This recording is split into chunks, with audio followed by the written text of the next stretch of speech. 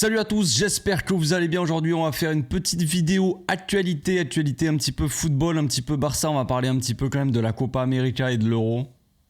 J'ai pas fait de débrief de l'Argentine hier les amis, je suis allé me coucher direct. Bref, on y va, c'est parti.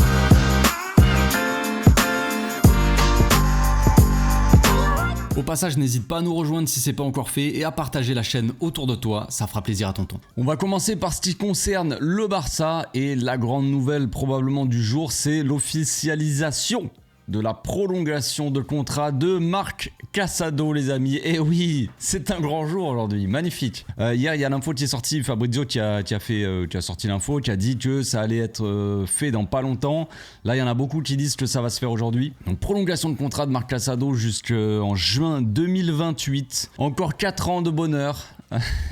Alors ça ne veut rien dire les amis, pour ceux qui attendent aussi l'heure un petit peu de Casado, en tout cas qui se montre un petit peu avec l'équipe première, sa prolongation ne veut pas dire qu'il va absolument jouer tout ça, que le nouveau coach va compter sur lui, mais déjà c'est une bonne nouvelle, ça montre aussi la confiance un petit peu du club envers le joueur. Hansi Flick il a apparemment, c'est les infos qu'on a, il aurait discuté avec Rafa Marquez et il aurait demandé quel est ton leader, quel est le joueur sur qui tu comptes vraiment le plus, ton gars sûr dans l'équipe. Et forcément Marquez, il a forcément parlé de Casado. Bon, peut-être, on sait pas trop, peut-être il a glissé 2-3 autres noms. Mais évidemment, le leader de l'équipe B, le patron de cette équipe, le relais de Marquez sur le terrain, c'est Marc Casado. C'est une évidence. Donc Hansi Flick, apparemment, n'a pas forcément été étonné. C'est ce qu'on voit de l'extérieur. De toute façon, c'est pas une surprise. Donc maintenant, est-ce que on va vraiment le voir en pré-saison? Est-ce que vraiment il va avoir sa chance ou est-ce qu'il va avoir 2-3 minutes dans un match? Bon, voilà,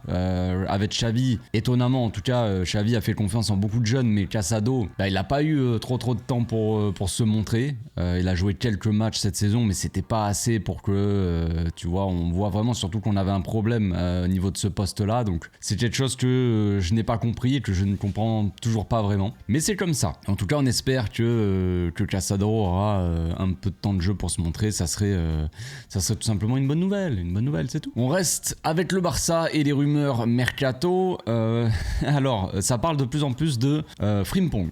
Frimpong, latéral, on peut l'appeler latéral, même si ça n'en est pas un. Latéral de Bayer Leverkusen, qui a fait une grosse saison. Franchement, cette saison, il a été plutôt bon quand on regarde un petit peu ses stats. En Bundesliga, c'est 31 matchs joués, 27 en tant que titulaire, 73 minutes par match. 3 fois dans l'équipe de la semaine, 9 buts, 7 passes décisives. Expected goal de 8, donc il a mis plus de buts que de buts attendus. Donc ça veut dire qu'il est assez efficace au final pour un latéral ailier. Donc c'est des stats qui nous montrent aussi que c'est pas forcément un latéral. Un joueur qui marque 9 buts en championnat et fait 7 passes D, c'est quelqu'un qui est quand même assez offensif. Voilà. Donc moi j'aime beaucoup Jérémy Frimpong. C'est un joueur que je ne suis pas depuis des années.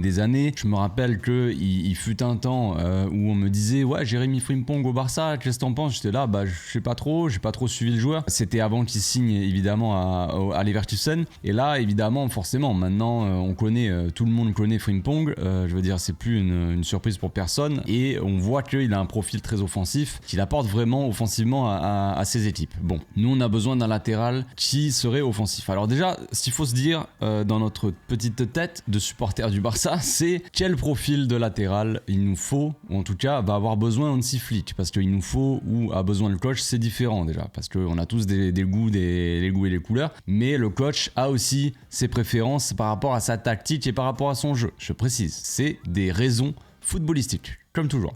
N'importe quel coach va faire venir des joueurs pour des raisons footballistiques et non autre raison. Voilà. Avec Xavi, on avait une tactique où on restait à 3 centraux, on va dire, avec Koundé qui était un petit peu plus haut que les autres, un petit peu plus hybride, qui pouvait de temps en temps se projeter, mais qui principalement restait comme 3e défenseur central.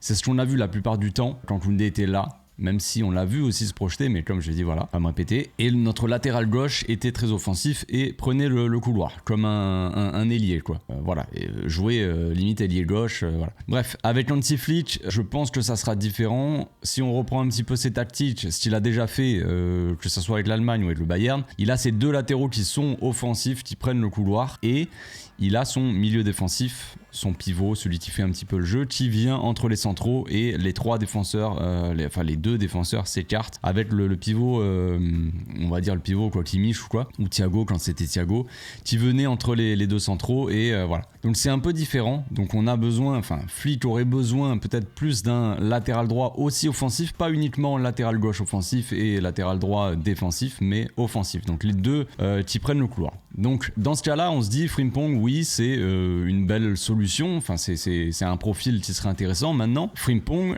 c'est un piston. Alors, il y a des différences entre les latéraux qui sont offensifs et les pistons. Les pistons, c'est des joueurs principalement qui ont une grosse endurance, certes, principe de piston, donc qui font les allers-retours défense et attaque, mais qui principalement, généralement en tout cas, les pistons ont des profils plus offensifs que défensifs. Il y en a qui ont des profils plus défensifs, certes, voilà, qui sont bons quand même défensivement, et il y en a comme Frimpong qui sont plus des attaquants que des défenseurs concrètement. Donc est-ce qu'on a besoin d'un mec comme Frimpong qui défensivement va peut-être avoir un petit peu de carence? Ça dépendra du coach, ça dépend de chacun. Il y en a qui se disent on s'en fout défensivement, c'est pas grave, nous on le veut. Si on a déjà du mal à défendre les gars, donc voilà, derrière il faut quand même un mec qui sache défendre, parce que quand on va défendre on sera à 4 derrière les amis. La différence avec Frimpong et le Bayer Leverkusen, entre le Barça et le Bayer Leverkusen, c'est le Bayer Leverkusen, il joue avec 3 centraux de base, 3 centraux, 2 pistons, donc une défense, quand ça défend le Bayer Leverkusen, ils sont plus ou moins 5 derrière, quelque chose comme ça. Quand on regarde la hitmap de Frimpong sur la saison avec le Bayer Leverkusen en Bundesliga, les amis, je vous l'affiche ici, on voit quand même que, évidemment, il revient défendre, mais la plupart du temps, il est quand même en attaque. Donc comme je l'ai dit, un profil beaucoup plus offensif que défensif. Alors, c'est pas très grave qu'il ait un profil plus offensif que défensif. Le problème, si c'est un problème, c'est est-ce que vraiment il sait défendre?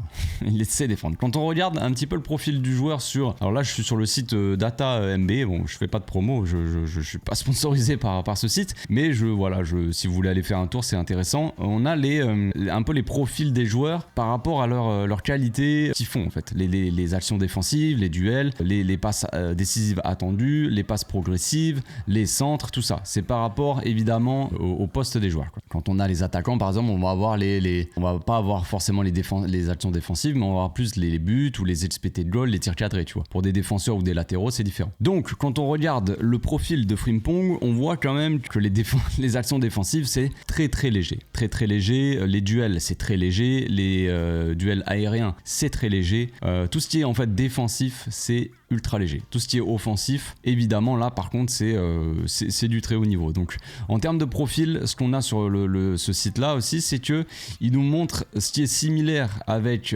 Frimpong, les postes similaires ou les joueurs similaires à Frimpong par rapport à l'année en tout cas. Donc Frimpong de la saison dernière, c'est Carrasco, donc le Belge, donc qui est pas du tout latéral.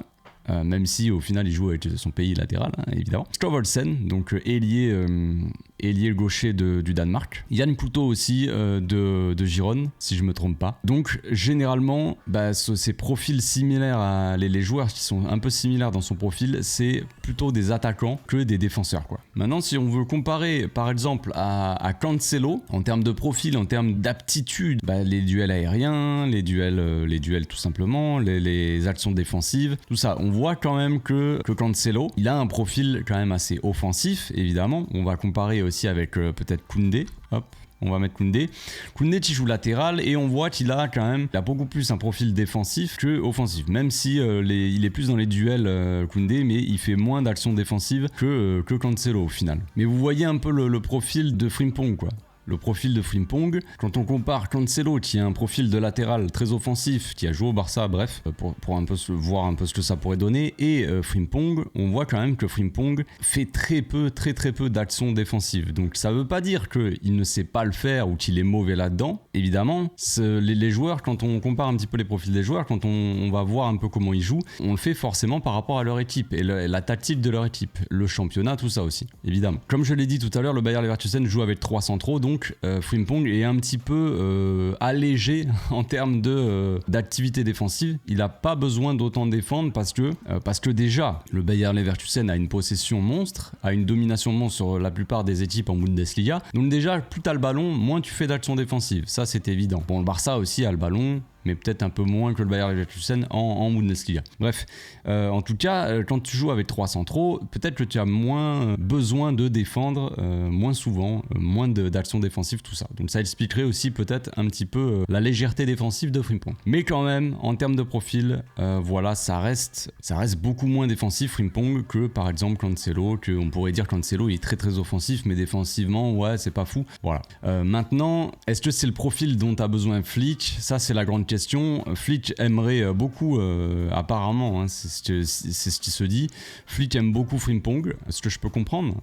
Il y en a plein qui aiment Frimpong. Maintenant, est-ce qu'il s'adapterait à son équipe, son animation, tout ça? C'est possible aussi. Maintenant, pour moi, c'est surtout sur le travail défensif. Attention quand même, parce que, comme je le dis, pour moi, Frimpong est plus un attaquant au final qu'un défenseur. Bref, on va parler un petit peu de la Copa América maintenant. Il y a l'Argentine qui a ouvert la compétition hier contre le Canada. Match franchement assez serré. C'était pas le plus gros match de Messi. On va pas se mentir, c'était assez marrant quand Messi passe un petit peu à côté de son match. C'est qu'il finit quand même par un match plutôt bon en fait. c'est ça qui est drôle. Il finit avec une passe D, le premier but, enfin l'Argentine a gagné 2-0 déjà. Le deuxième but, c'est lui qui fait la passe D pour Lautaro Martinez, but assez sympa. Et le premier but, c'est lui qui fait l'avant-dernière passe décisive, c'est lui qui débloque un peu l'action en faisant une très belle passe dans l'intervalle quoi pour McAllister qui se sacrifie un peu, il dévie le ballon mais il se fait découper par le gardien. Et après c'est Julian Alvarez qui a fait un gros match. Julian Alvarez, franchement hier, monstrueux.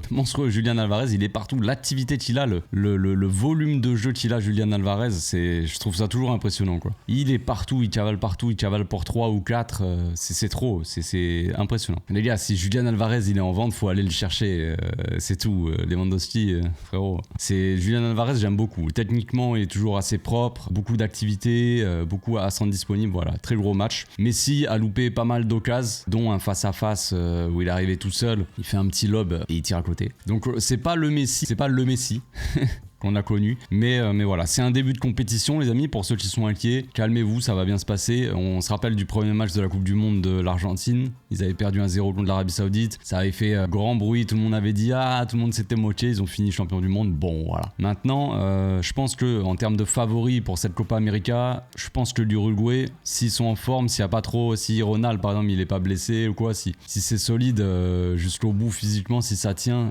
franchement on l'avait vu, l'Uruguay avait gagné je crois contre l'Argentine 2-0 il y a quelques mois. L'Uruguay c'est très solide, très solide. Je les vois favoris moi pour cette Copa. On verra. Le Brésil j'y crois moyen. L'Argentine ça reste solide, mais maintenant voilà, c'est beaucoup dépendant de Messi au niveau de la création. Vous allez me dire c'est normal, mais derrière ça manque, il y a personne pour créer quoi que ce soit quoi. Si Messi fait rien, il se passera pas grand chose. Mérite aussi au Canada, hein. Franchement ils ont fait un gros match très solide. On avait vu déjà le Canada pendant la Coupe du Monde, qui était une équipe qui était physiquement très solide. Alors ils mettent beaucoup d'intensité, beaucoup d'agressivité. Il y a des joueurs qui ont une vitesse folle comme Alphonso Davies, comme Jonathan David devant aussi. Mais voilà, c'est une équipe intéressante le Canada. Maintenant ça reste, peut-être que ça manque de talent individuel, peut-être que c'est un petit peu limité en termes de talent pur au niveau des joueurs.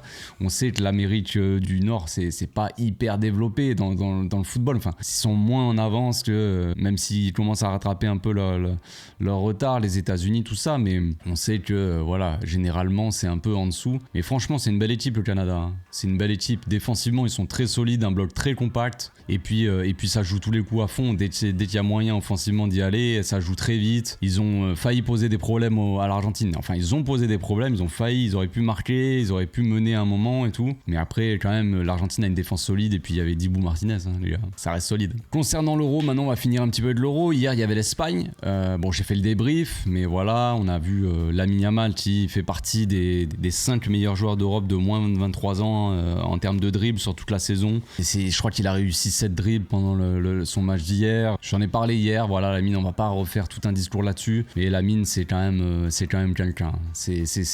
Voilà. L'histoire est en train de s'écrire sous nos yeux, les amis. Il y en a encore qui sont là à chipoter, il y en a des détracteurs, des adversaires hein, qui sont là à tomber dessus sur le moindre truc. Profitez juste.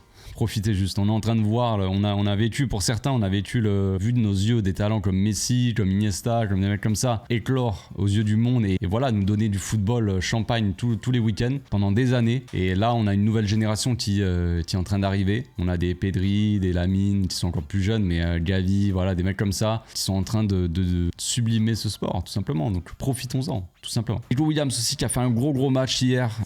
Qui a été phénoménal. Il a posé beaucoup de problèmes à Di Lorenzo, surtout en première mi-temps, Di Lorenzo, le pauvre. En deuxième, il s'est un peu plus rattrapé, il a eu de l'aide aussi, ils ont fait rentrer un ailier droit pour venir défendre sur Nico Williams. Mais franchement, très gros match. Voilà, on n'en finit pas de parler de lui et des rumeurs avec le Barça, parce que évidemment, on est à la recherche d'un ailier gauche, et quand on voit les matchs de Nico Williams, on se dit, posons l'argent. Il n'y a pas beaucoup d'ailiers aussi percutants que Nico Williams en Europe, je pense. On a vu un petit peu le profil tout à l'heure de Frimpong, on va voir un peu le profil de Nico Williams en termes de...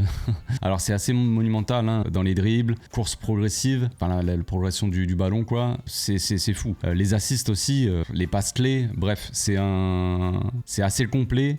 Quand on l'a souvent comparé avec Dembélé, c'est vrai que c'est un peu le même profil. Dembélé fait plus de passes clés, il est un petit peu au-dessus dans certaines, il est à peu près au-dessus dans tous les domaines en fait, Dembélé. Sauf qu'on connaît un petit peu Dembélé hein, au Barça, on a eu l'occasion de le voir. Je trouve que Nico Williams, on peut le comparer à Dembélé, c'est vrai que c'est un profil d'un ailier qui percute, qui dribble, qui met beaucoup d'intensité dans son jeu. Mais je trouve quand même que Nico Williams c'est un joueur un petit peu plus intelligent que Dembélé, ça c'est sûr. Mais bon, ce n'est que mon avis peut-être. Ça parle aussi de Luis Diaz à Liverpool.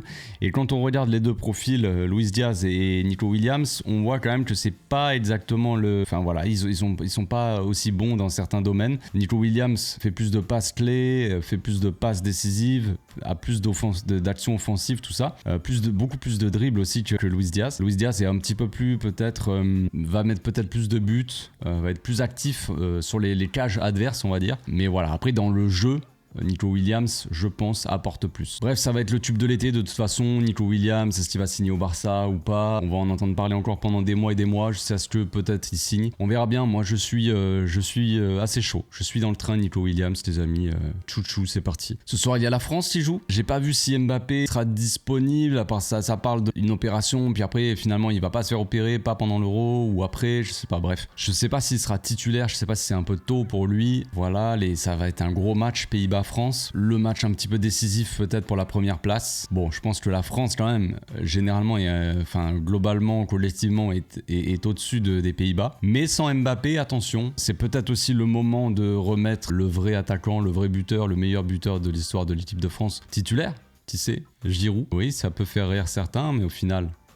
toujours critiqué mais toujours là, le petit Giroud, donc pourquoi pas Is the Giroud, pourquoi pas titulaire. Apparemment ça a été testé aussi à l'entraînement, ils ont testé Barcola, Dembélé et Giroud, je crois, Giroud, donc ça serait assez logique. Thuram qui est pas fou, Dembélé qui est...